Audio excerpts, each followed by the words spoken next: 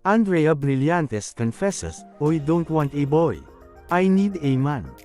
Ibinunyag ng kapamilya actress na si Andrea Brillantes na ang kanyang heartbreaks ang naging major highlights ng kanyang taon.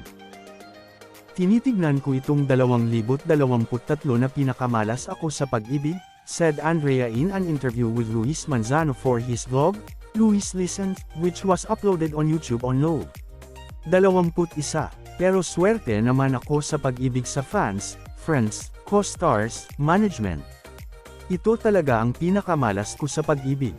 Pero grabe naman ang balik sa akin sa love itself. When asked what she was looking for in a partner, Andrea said, "Ang dami ko laging sinasabi. Pinagdarasal ko pa nga, dati hinahanap ko loyal, iba kasi ang loyal sa faithful." Andrea continued, "Ang loyal, kapag may dumaan na chicks, titingin yan pero doon pa rin siya sa mahal niya. Normal din naman yung ma-attract ka sa ibang tao. Doon ka pa rin sa mahal mo at wala kang gagawin sa feelings mo na yan. Pero ang faithful, kahit may chicks dyan, titingin lang siya sa asawa niya. Kahit na nasa harap mo mga sexy na babae, hindi ka talaga titingin. Doon ka lang sa asawa mo. At hindi ka nakaka-feel ng kahit na anong attraction." She also revealed other qualities she wants in a man. Loyal, maalaga, gentleman, marespeto, totoong lalaki.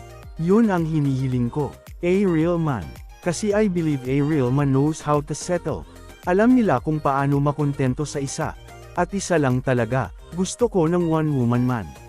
Ang dami ko ng list noon na dapat hindi ka liar, hindi ka cheater. Ang totoong lalaki hindi yan nagsisinungaling talaga. Alam niya aminin yung katotohanan na buong buo. Ang dami pang pasikot-sikot na oo aamin pero hindi lahat. Kumbaga, I don't want a boy.